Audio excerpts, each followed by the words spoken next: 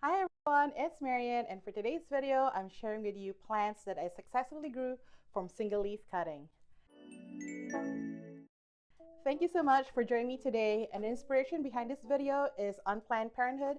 She did a video exactly on this, and I thought this would be a great video for me to make as well because I do have a number of plants that I successfully grew from single leaf cuttings, and they are my pride and joy. But the caveat to this is these are plants that I did get initially as a single leaf cutting. These are not propagations where I have the mother plants or plants that I tried to rehab. These are single leaf cuttings that were largely unrooted when I got them. Actually, they were all unrooted when I got them, and I was able to get them to become established plants. So yeah, I'm really excited to share this video. But before I get started, if you're new to my channel, hi, my name is Marian. Welcome to My Oasis Life, where I take you along my houseplant journey and share with you some of my tips and tricks along the way, as well as share with you some lifestyle content that's focused on sustainability, productivity, and wellness, and also share with you some of my personal and travel vlogs here and there. So if that type of content interests you, please do hit the subscribe button and like this video and comment down below to share with me your thoughts. I would love to hear them. So the very first one that I want to talk about is my scindapsus silver splash. I did get this as a single leaf cutting. I bought it off Facebook Marketplace for $15. Yes, I bought a single leaf cutting for $15 on Facebook Marketplace. I had to drive like 40 minutes into Washington, D.C., into a not so friendly area, a little bit sketchy, to get a single leaf cutting, and it is this one. And honestly, when I first posted this on TikTok, and some of you, if you've been watching me for a while, you've heard this story numerous times. TikTok was roasting me for buying a $15 single leaf cutting for a scindapsus, and people thought this was like the Scindapsus argyrius or the exotica, which is common and very easy to find, but this is the silver splash. And when I got this was still very uncommon, and honestly, even now, at least in my area, it's still very much uncommon to get a silver splash.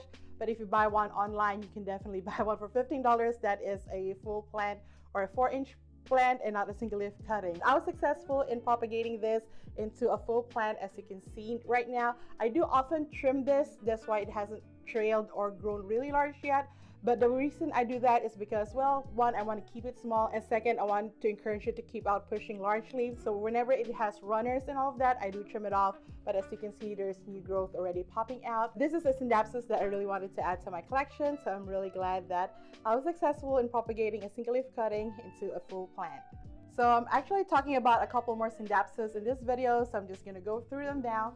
And the next one is my scindapsus silver hero. So this one is part of my Etsy order, but it was an import order from Indonesia. So I'm planning to do a video on importing plants in the future. Hopefully, I'm just like trying to work out timing and logistics because I am working with a company for that one. For this one, I did order it from Etsy. Honestly, I would highly discourage you to import plants over Etsy because I felt like I got scammed with this, because you can see how you get scammed with such a beautiful full plant. But no, when this arrived to me, it was practically a node when I got it.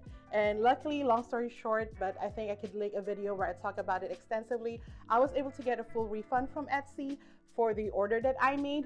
But that's not always the case for a lot of people. I know a lot of people just got scammed out of their money when ordering or importing plants, especially from Etsy.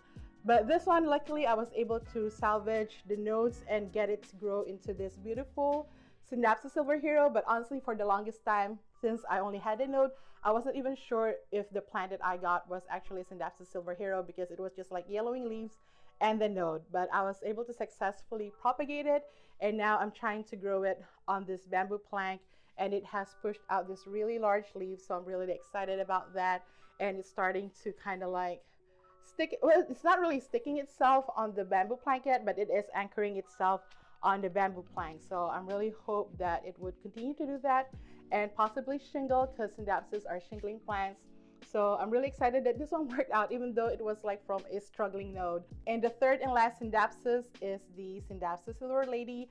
Again, one of the scindapsus that I really wanted to add to my collection. It was actually initially part of my Indonesian Etsy order, but the one that I got from that Etsy order wasn't a silver lady. Luckily, I was able to trade for this with a local plant nursery, Plants Alive. They gave me a single leaf cutting in exchange for my Mandula pothos. Well, actually, it was a single cutting that had like 3 leaves on it, like 1 large one and 2 small one. And I took a chance of like cutting it into like 3 different cuttings. And luckily, all three survived and they all rooted and now became this. If you have any experience propagating scindapsus before, you know they're kind of hard to propagate compared to epipremnums or even like philodendron heterosaeums. And I definitely had failures with propagating scindapsus, like with scindapsus tribii moonlight. I also had a chance to get a scindapsus tribii dark form, and I killed that one. So scindapsus is notoriously hard to propagate. So I was really lucky and grateful that I was able to successfully propagate this one as well as the first two that I just showed you. Next is my Shangrila pothos. I also bought this off Etsy, but this one was a local buy and it was from a seller, I think in the West Coast, and she sold a single leaf cutting of the Shangrila pothos. Kind of like with the silver lady, it was like 3 leaves in one cutting, but it was unrooted and I had to root it myself, and I paid like $30 for the Shangrila pothos. And for me at that time, at least I could justify the price because this was very much uncommon. And this one is actually pretty easy to root. It's just like any other epipremnum plants, like a golden pothos. It's very easy to root. You just have to make sure that you're not overwatering it or oversaturating whatever medium that you are putting it in. I have this in moss. So basically I just put it in moss and put it in the prop box until it started to root. And now it's actually out of the prop box. I have it in my IKEA greenhouse cabinet. And now I have like several cuttings of this Shangrila pothos in here. Next is my tradescantia gentlei. I got a single leaf cutting of this, meaning probably a cutting maybe of this size, and it became this full plant. I actually recently made cuttings of it and just stick the cuttings into the soil, and I've been trying to like reroot everything because I just want a really full plant of this. It kind of looks like the zebrina, but not really. And this one is so easy to propagate, just like any tradescantia. This one I'm keeping as the only tradescantia in my collection. If you see my lashes popping out, you didn't. But next one is my Hoya fishtail. I got this as a 2-leaf single cutting when I traded my Ikson for an albo, and I got this one as well as a bonus. I did end up killing the albo, but I was able to successfully propagate and grow this plant into this. I actually also recently just popped a stem of it and stuck it in the soil so that I'll have a third stem of this. And I'm thinking of propagating it again because it's so easy to propagate. For a Hoya, I think this is one of the easiest care Hoya that I ever had, even compared to like my Hoya carnosus, because it's just so easy to propagate and take care of. And this one has a more thinner foliage, so it's more like a regular foliage plant compared to like the more succulent Hoyas. So you just have to be careful and make that adjustment. Just because it's a Hoya, don't think you can take care of it like your other wax plants. But for me, honestly, this has been an easy care, easy to propagate, never had issues with it.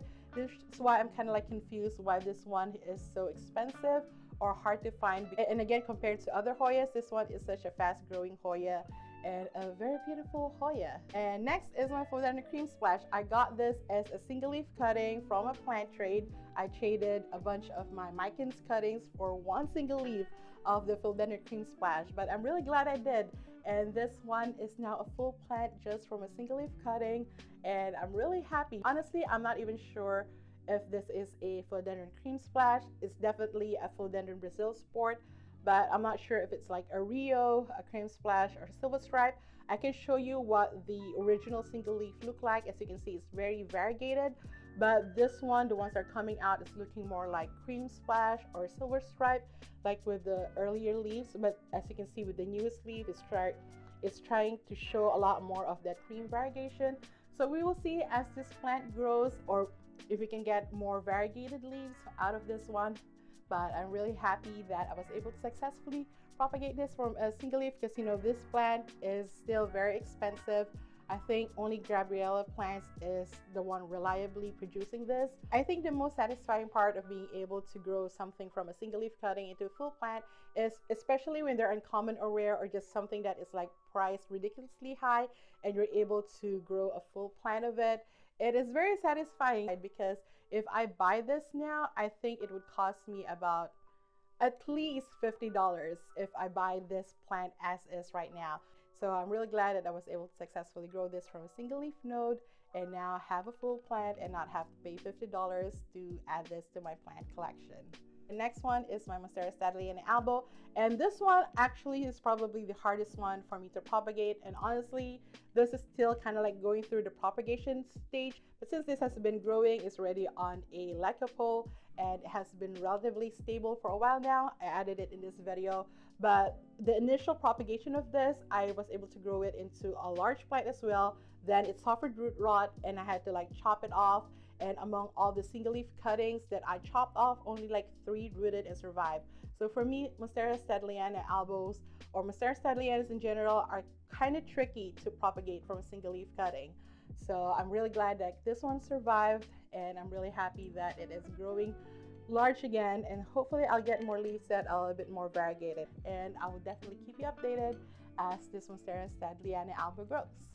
I have a few more plants that I grew for single leaf cuttings successfully, but I'm only going to talk about one more, and if you're interested to find out the other plants that I grew successfully from a single leaf cutting, do check out my YouTube shorts or my Instagram reels, or if you want me to make a much more detailed fuller video as a part 2 to this one, let me know down in the comments. But you will definitely see the rest of the plants that I was able to grow from single leaf cuttings in my YouTube shorts or Instagram reels. I would link the YouTube shorts somewhere up here and also down description. But the last one that I was able to successfully propagate from a single leaf cutting is my autograph plant. And this one I got as a single leaf cutting from a hotel in Miami, and I was able to grab one. It was falling off, and if you've ever been to Miami, this is everywhere in Miami. So I was able to grab a piece, brought it back to Maryland, and tried to propagate it. I didn't think it would actually work, but it did. And I think this is considered invasive in Miami. It is definitely considered invasive in Hawaii. I saw like really huge autograph trees in Hawaii, and they're considered invasive there. So I think this might also be considered invasive in Miami because they are everywhere. And I was able to take a cutting and I was able to successfully propagate it. And this one has actually also been through a ringer. I have removed some leaves because they do suffer leaf burn easily, which is kind of surprising since it came from like Miami and it's also like sort of native in Hawaii where it's like there's all sun all the time. So those are the plants that I was able to successfully propagate from a single leaf cutting. And if you have any successful propagation stories like that, please let me know down in the comments.